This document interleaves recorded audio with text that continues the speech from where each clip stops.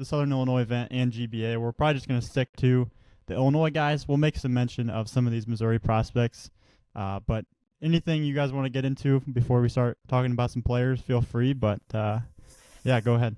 Well, I'm sure Tyler will have a bunch too, and we have a lot of nuggets on players. But no, you said it. I thought it was a tremendous event on Saturday. I thought it went extremely smooth. And coming off a Peoria event that was one of the deeper events in my, recent memory running that event there in Southern Illinois, like you said it, we want to see like, hey, who are the guys we need to see this spring? Who do we need to pinpoint and say, okay, that's a guy, that's a guy? And there were plenty of them over the 2 days when we were down there.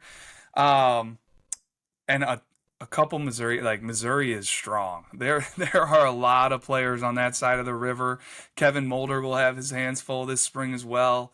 So we'll touch on them like you said. And Tyler, I mean, feel free to lead it off. But running that event on Saturday, all three of us were down there. Starting off on that Saturday event, I was able to see all the hitters. You were able to see all the hitters. Gavin was crushing the pitchers. So who were some of those guys that really stood out to you? Yeah, I mean, first off, just to touch on those Missouri guys, like Gavin said, we're not going to go in depth on them, but just thought they were worth mentioning. James Wiedekamp was a two-way out of Kirkwood. He's a 2028. Actually, all these guys are 2028s. Then Robert Grosh out of Fort Zumwalt North, and then Chase Stearns out of Parkway Central. But moving over to Illinois, and Drew, you're probably going to agree here. Like, I think the biggest winner had to be catcher Max Greamy out of Taylorville, 2026. Listen, he's uncommitted. Just looking at the numbers, like we last saw him at our state games in August, and like he's ticked up across the board, physically, also just metrically with everything he did. 180 pop. He was 81 out of the chute. Led the event in max EV with a 102 max, and then he was averaging 92.3. So he was on the barrel throughout his round. Drew, I know you went up to him and, were saying like, hey, it looked like you fixed this, this, and this with your swing. So I don't know if you want to get in any more on Max, but for me, he was probably the biggest winner. Yeah, great one to start with. Had a couple quality conversations with him. Really, really enjoyed just the young man that he is. Seems to really be maturing in the way he was kind of looking inward, at how he can elevate his performance and things he needs to do to put himself in the right foot here for the 2025 season was impressive to just kind of hear him talk about it. And one of the things he was talking about was just, first off, handling failure, but simplifying things, like simplifying his swing. Like he had a lot of things going on last year, and I thought this round, what really stood out to me was it was like, hey, minimal movement, direct to the ball, and he was all over the barrel to both gaps with strength. And then, to hear those numbers that he was putting up defensively as well, like to me, you could talk about a pop time number, and I do think that speaks to like, okay, he's got really quick glove to hand, he's got a strong arm, but like it looks right, like he looks like a catcher. You watch him catch pens, he's willing to work back there, he's got the right mentality. So big fan of him. I actually thought like him and the other catcher, Bo Brayman, were two of the biggest standouts on the day. And if you're looking for catchers, like look no further than Southern Illinois for those two guys. With Greamy out of Taylorville, Bo Brayman out of Freeburg. Now, Brayman was a 2027, Tyler, and I'd love to hear what you had on him. I know I jumped around here on our list, but might as well talk about the standout catchers. No, Bo, I mean, another guy who has made strides since our state games. He was another guy who was there in August for us. He was on the barrel, right-handed hitter, pretty strong, compact frame, but led the event in average EV at 92.4 miles an hour. He peaked at 96.5, but I think the biggest thing was with Bo is just the evidently strong hands and the bat speed he had from the right side. He's definitely strengthened up since we last saw him in August, but and I thought the catch and throw had also ticked up a little bit since we saw him in Rantoul. And we mentioned like, hey, this is a Southern Illinois preseason ID. We run it on the St. Louis side of the river in Wood Rivers where we had it at the Sports Barn East. But what I loved was like it brought out a lot of players, not just from that Metro East area, but Hayden Harris comes up all the way from Marion. That's down there by John A. Logan and Carterville and Carbondale with SIU. So he had a little bit of a drive getting up there, but I thought offensively, like he really stood out to me. Strength wise, the way the swing worked and just being on the barrel, it was like, whoa, that is an offensive, guy to know that Marion's going to be featuring in their lineup, I would think. Well, and it was his prep baseball event debut. I think we'd seen him a couple times at tournaments, but he'd never been to a showcase for us. So I think anytime we get guys like that, hey, it's their first event, but they also show well at the event, because sometimes these showcases, especially for younger guys, like he's only a sophomore, like can be a little bit of an intimidating atmosphere. You've never done it before. Most of the time you don't probably know a ton of kids there. So, no, big kudos to Hayden. I thought, he had bat speed. Also had a max distance of 352, which was probably one of the event leaders, probably within the top 5, I would think, for the event. And he was also a steady defender on the infield, and he's young. He's a sophomore. He's got plenty of time to continue to improve there as well. But no, I thought he was another big time winner from the event. And then moving down, just 2 infielders in a row here. Joe Stefan out of Marquette Catholic, 2027, loud round of BP. I remember he was walking around a lot to like in the frame as well. He was on the barrel with authority, had a 96 mile an hour max EV and 356 peak distance with the bat. So can really, hit the ball hard and, send it with authority to all fields. But next guy is infielder Jack Rolvis. All around upside here. Loose and easy hands at the plate. He was fundamentally sound with the glove. He had soft hands as well. And his arm was playing from multiple angles, so he just kind of looked like a natural infielder up the middle, somebody who could probably stick at both short or second base at the next level.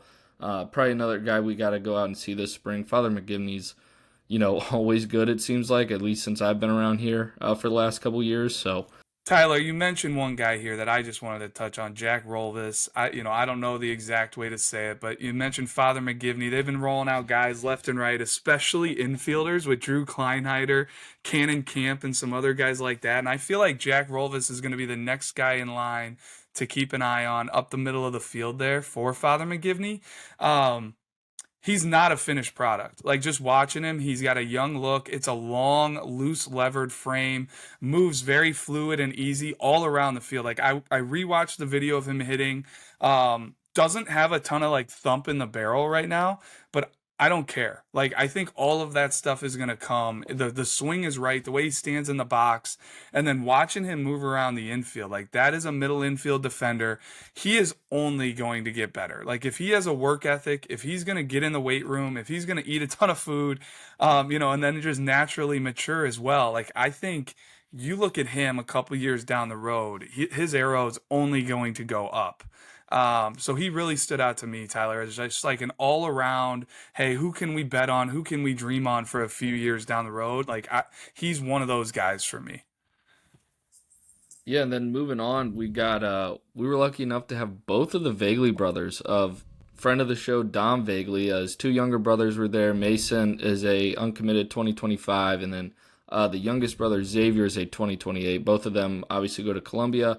Starting off with Mason, he's an outfielder. Like I said, he's an unsigned senior. Had some barrel strength about him. He's a left-handed hitter. Peaked at 90.4, and he was also 86 from the outfield. Gavin, I know Xavier was on your mound, but I'll start with him on the bat, or with the bat, I mean. Had some real feel for the barrel. Like, I thought there's a ton of upside there. I don't know. It's obviously way too early to say what his future is one way or the other on the mound or with the bat, but as a right-handed hitter, I thought there was some real natural feel to hit for somebody that young. Wasn't afraid to use the whole field, and he was peppering some line drives as well. So Gav, I'll let you touch on him on the mound. Yeah, it's hard to not get excited when you hear the last name Vaguely in Southern Illinois. So when Xavier was on my mound, just talking to him, you could tell he was just like, man, I'm here to pitch. I'm ready to compete. I'm going to throw some strikes, and I'm probably going to dominate this bullpen. And that's what it was. He was a competitor. He moved really well. It's a really loose and quick arm. He was up to 80 with the fastball. And the curveball, changeup were both pretty good. Off-speed pitches, threw it for strikes. And like just talking to Dom back, what was that, a month ago or whatever it was. Just Dom talked about like his dad always talked about like, hey, just throw strikes. The velo will come. And that is exactly how I feel like Xavier's mentality probably is. It's like, hey, I'm just gonna throw strikes. Like I don't care if the velo's here yet. Like I'm just gonna throw strikes, get outs now, and that's gonna come. So that's kind of how I felt with his bullpen. So yeah, Xavier, he's gonna be one to watch in that 28 class for sure. That fires me up because I felt like in general, you mentioned Xavier being at 2028. I thought this event had a ton of 2028s with super intriguing frames, kind of walking all over the place. And this next guy kind of fits that mold in Blaine Mule. And once again, could be butchering that last name, so I apologize. But Blaine Mule out of El Paso Gridley, 2028. And just looking at his listed height weight, he's 6'4", 164 pounds. So kind of easy to visualize like what that would look like. But yeah, did you have anything on him offensively? And I know there's a couple other 28s that showed well as well. A couple of those Missouri guys that you mentioned. Wiedekamp kind of fit that mold to me, just like levers for days. When it's synced up at the plate, the ball was jumping off the bat, and you can envision like big power on a lot of these guys coming down the road.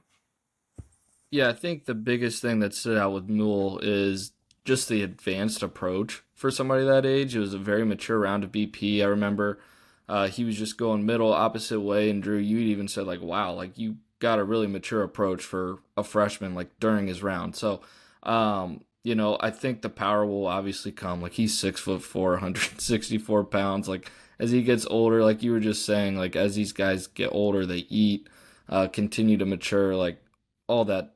The big metrics will come. So no rush there, but I think that was just the biggest thing. He was just very mature with the bat. Moving down, I know honestly, like a school that might have been the biggest winner out of both days was we're on Mascuda. the same page here. Yeah. So I don't know if you want to lead off, but like two outfielders that stood out were Nathan Walker. Both of these guys are 2026s also, but yeah, Nathan I just kind of Walker, cut you off though, and I want people to. So you were talking Mascuda High School. yes. Yes, so Mascuda, I definitely between the 2 days, like I was walking away from both events, just saying, all right, we knew Mascuda was good last year. They're good every year. They've got Austin Muzo, who would be an ace on any team for the most part. Like if there's a game to win in the state, Austin Muzo is at the top of the list, I would think, along with a couple others that. Man, I would feel very good giving him the ball, but there was just a ton of other guys that kind of came out of the woodworks, and not came out of the woodworks, but just got in front of us again and really kind of solidified like, whoa, all right, Mascuda is going to be a team to watch. So go ahead, Tyler. Yeah, and both these guys are left guys too, which is super intriguing, especially if like you're a college coach listening to this. I feel like that type of profile is sometimes often desired, especially from outfielders. But Nathan Walker and David Schulte, both these guys uncommitted. They're both juniors, but starting off with Walker, he was strong and athletic. His blast numbers were like some of the better ones for the entire event. Average hand speed of 22.6, average bat speed of 74 miles an hour. So had some quick hands, had a quick bat. He had a peak EV of 94 miles an hour with a 349-foot max distance. And then moving down to Schulte, line drives to all fields during his round. Again, left-handed hitters with some field to hit, and had quality actions in the outfield as well. So I think both those guys are going to be two names to watch this spring. Like Drew was saying, this Mascuda team this year is going to be one of the better ones in the state potentially, and one we're going to have to get out and see early and often this spring. And then moving on down, like I feel like the two ways for this event were another big takeaway for me. Just the overall talent that these two ways had. A bunch of really good names here. Starting it off is Matthew Crownhart. Now he's a homeschool kid, 2027 grad. Drew, I think you were asking him what his plans were for this spring. I don't know if you want to touch on those real quick because it's obviously a different scenario. Yeah, well, unfortunately, we're not going to see him playing for a high school team this spring because I was like, hey, do you latch onto a team? Is that legal? Can you do that? Or so I think he'll be with just like his travel team. I don't know what exactly he'll be doing this spring or where we would see him. So he might be a guy we're going to have to track down early in the summer. If we don't get great in-game looks at him, because I mean, we all are tracking down high school games in the spring. We want to see these guys play high school. We're getting tons of great looks, but that doesn't mean he's going to be off of our list. Like Crownheart was ultra interesting to me. He might have been my favorite bat on the day.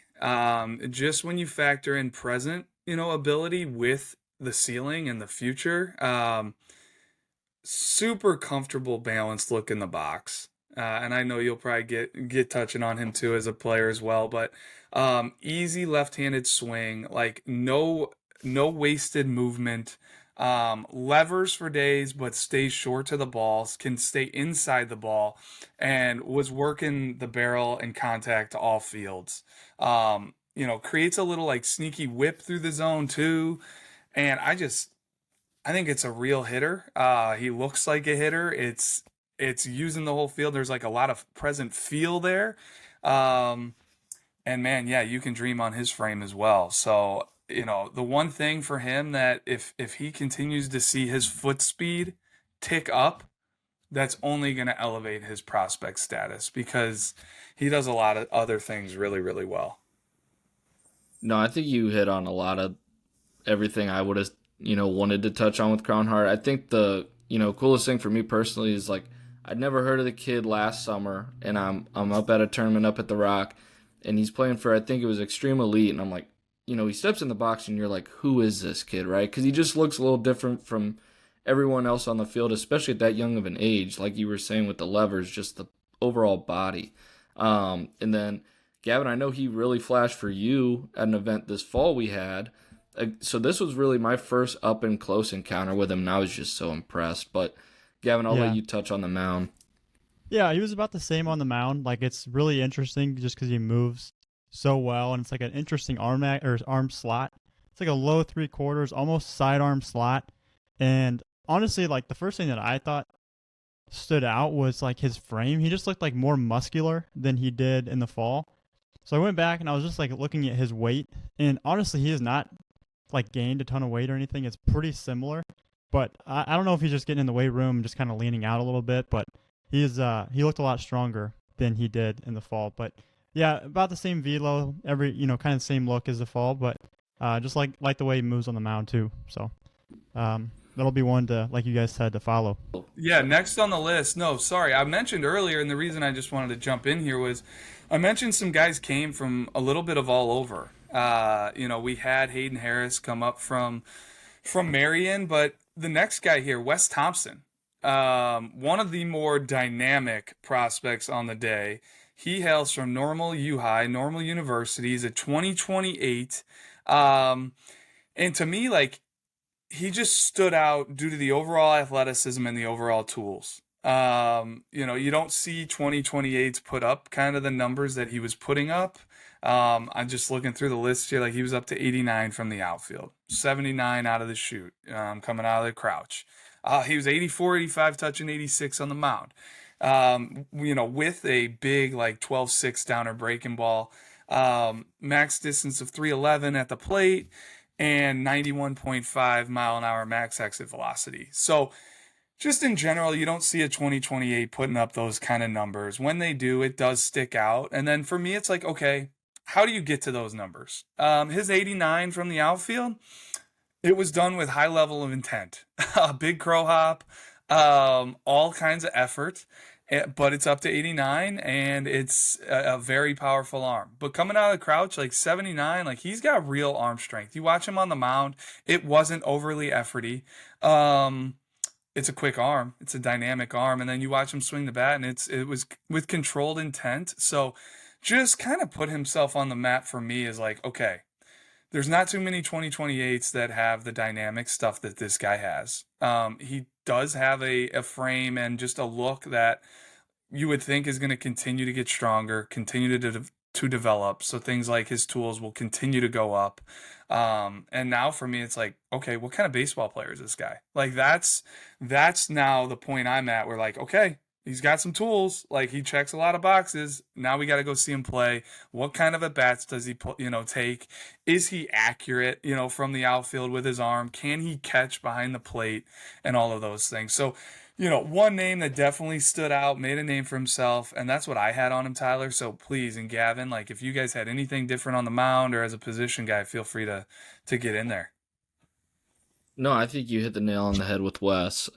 Just a guy now we just got to see in game, right? So this next name, we've long known Tyson Filial as an arm out of 2026 out of O'Fallon, but man, his bat was really impressive at Southern Illinois. And I remember we were both kind of like, wait, like he hits? Like it was that impressive. We'll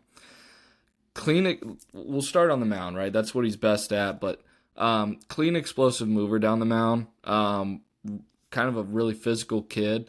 Fastball was 87 to 88, but he was attacking the zone with that fastball. It wasn't all over the place. He knew what he was doing with the fastball. Curveball had sharp bite. Changeup was 77 to 78 with slight fade. But at the plate, he's a right-handed hitter. Physical, heavy barrel. It was a really heavy barrel. Worked the whole field. 96 mile an hour EV with 356 foot max distance. So really all around quality showing for Tyson. I don't know where he's really going to play in the spring for O'Fallon, but man, if he's going to hit like that, they're going to find a spot for him. And O'Fallon's another team like always have arms. So another team we're probably going to have to get out and see this spring.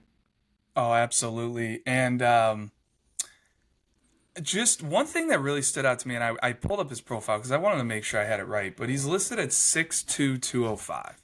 And it's a very physical look. For being a junior right now, like he definitely stands out physicality wise. And I thought like you said it perfectly with the heavy barrel at the plate, because I thought there was just a presence and a physicality look to him in the box, and then that barrel kind of matched that as well. No, so he came, and I used him in part one of this episode as my prospect of the week because we were coming off that event. It was sticking out to me. I wanted to give him some love, so he's getting a little 2-for-1 here this week. But no, he deserves it, Tyson. It was good to see him. Next on this list here, I mean, another 2028. I just feel like we've been talking about a lot of 28s, and I love it. They're the future of, Illinois high school baseball. They're the next up and coming guys. Like, who are the guys in the state? And Alton has one of them in Anderson Kaufman. We were lucky enough to have Anderson last year at our junior future games down in Georgia, playing for Team Illinois, doing his thing. Stood out all week down there as a position guy, catcher, and then throws in the playoffs on the mound. And I'm just like, wow, okay, this is a whole nother thing he does that elevated him to me as a prospect. I loved like the low pulse that he had on the mound and just the quiet competitor. And he threw nothing but strikes in his outing down there. We did rank him in this initial 2028 Illinois rankings that we release. We try to be ultra conservative with who we put on that list, how many guys we go. It will only expand as we let these guys just continue to mature throughout their high school years. The list will get longer. We'll see more 28s. But he deserves to be up there. And for me, like, I really like it behind the plate, the frame. It's a mature, strong frame right now that's going to continue to get a little bit better as he gets older. But what he did on the mound, I think kind of just continued to establish himself as that guy, one of the top guys in the class. And Gavin, I want you to speak on it because you were the one that was right there watching him kind of go through the pen and things that stood out to you. It was probably the best pen that I saw all preseason, and not even looking at the metrics to start, he, like you said, Drew, just has like a quiet confidence about him where it's like, I know that I'm going to throw strikes, like I'm going to attack, and like you can just tell when he was walking up there in the bullpen, like, I got this, like it's going to be what I want it to be. Like, it's just going to be strikes. I'm going to pound the zone with all of my pitches. And then you look at the velo, and it's 84 to 86, 85, whatever. Touched 87.1, I think. But his changeup was filthy. Like it just dropped off late, heavy fade, had depth to it, and then he threw like a curveball and a slider, but the slider was a little bit better in this look. And just talking to him, he said that the curveball wasn't like feeling as great that day, but the slide, I mean, they were both just really good pitches. And being at 28 and being able to have that polish on the mound and the compete factor that he has is just so advanced and just different for kids that are that age. And then you add the metrics and the velo and things like that. It's like he's a really good pitcher, and I know that we like him at the plate too and catching and stuff. And like watching the pens throughout the day, like when he was coming in catching, his receive is really good. He blocks it up. Like that kid's awesome. Like I'm excited to see him follow him. I don't know how else to put it, but Anderson Kaufman. Well, and also I just want to touch on like every interaction we've had with him. He just seems like a great kid. Also, like we loved having him down in our dugout with us down in Georgia for JFGs, and seeing him again. That was Saturday. Like, just seems like a great kid to be around. So, love that shout out of Anderson. But another common theme here, another Muscuda guy to talk about, and this time it's infielder right-handed pitcher Nolan Liebert. All like quality all around showing for Nolan on Saturday. I felt like, but I think where he really stood out was defensively. At least in my eyes, like thought he probably took it the best out of any infielder there. Just ton of natural actions and natural feel for the position. Trusts his hands, had a really confident glove. Like he trusts that he's going to get to every ball and make every play, and that was evident Saturday. And it's also a hitterish look at the plate. Had loose hands in a line drive approach from the right side. But Gavin, I know you had good notes on him on the mound as well. Yeah, he was low 80s, athletic mover, moves well, loose arm. And showed a good curveball and slider too. So yeah, I mean that's really kind of all I have there with another Muscuda kid to follow. The next guy on our list is outfielder left-handed pitcher Reed Newmeyer out of Belleville East, another 2026. Another guy who's uncommitted. I should have mentioned that with Liebert as well. He's also uncommitted. But with Newmeyer, he led the event with the top 60 at 6.92. So there's some foot speed there. Left prospect. Used the whole field during his BP round. Quickest hands on average for the event as well at 22.8 miles an hour. Also peaked with his exit velocity at 93.6. But Gavin, I see you thought he had some upside on the mound as well. All right, and then the next guy we got here is Max Zimmerman. He was an infield right-handed pitcher from DuQuoin. He's a 2027. I liked it on the mound. He's kind of like a stretch-only guy, so it kind of gave me like reliever vibes a little bit at this present moment. But he's got a quick arm action. It's like loose, full arm swing, and he was up to 84 with the fastball. And the off-speed was like still some polish to come. Being a little bit younger, a sophomore in high school, like that's sometimes expected.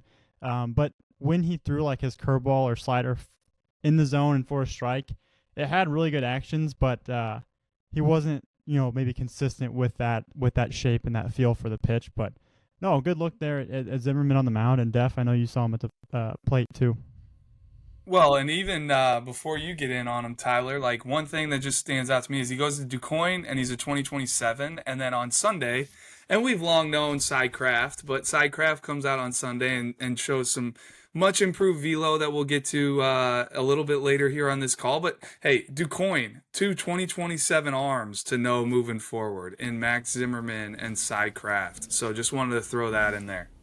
Yeah, the biggest thing with Zimmerman is like Blast really liked him from this event too, right? Like had some quick hands, averaged 22 miles an hour hand speed, but also he had like some of the best on-plane efficiency for the event. I want to say it was like 89%. So a guy who stays on plane up at the plate. But no, Max is definitely another guy that, should earmark to go out and see for DuQuoin this spring. Yeah, and then Def, I can start off here with this next guy too. Lucas Dunn, a right-handed arm from Nashville. He's a 2026, and I really liked his pen. He was a just an athletic mover, had a really quick arm, and kind of like I've been saying with a lot of these guys. But I think the thing that stood out to me the most was when I was kind of digging through his profile. He came to our Southern Illinois event in the summer, and his fastball topped out at 82, and he was 10 pounds thinner at that event. And since then, he's added 10 pounds of strength. Like, his frame looks good, and his fastball is up to 87. So he's just climbing, and the movement patterns still look the same. It's still loose. It's still easy. And he had high spin on both his curveball slider and just an all-around good pen for Dunn. And just to see that trajectory continuing to go up with the frame and then obviously the velo, like, that's just a guy that you add to that follow list. You circle him and you keep watching him and seeing how he does in game, and just keep an eye on him. He was a guy. Oh, sorry, Tyler. You may be getting in here too, but he was a guy. We were, putting out the video spotlights, and I ran across his video, and it stood out to me. Like, that's a quick arm. Over the top slot, but it comes out quick. And just kind of like that next guy to know from Nashville. They've had the past, 6-7 years with Gavin Baldwin, the outfielder that came out of there, and Trey Reinberg, who's now at Wabash Valley, who saw a huge velo jump, and Ian Blazier was a shortstop left-handed hitter that went to San Diego out of high school. He is now somewhere back in the Midwest, I believe, but Lucas Dunn, like, definitely a name to know there, Gavin. He to me was a big winner, especially after I got a quick look at the video.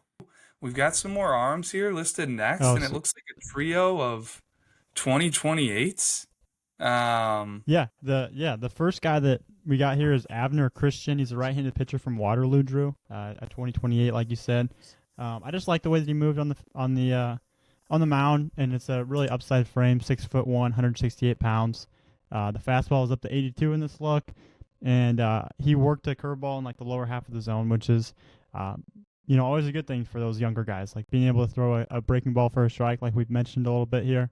So yeah, Avner Christian from Waterloo. He's going to be a 28 to follow out of Southern Illinois. And then the next arm too, like Keegan Puckett. Like, I don't know if you want to get in there on him.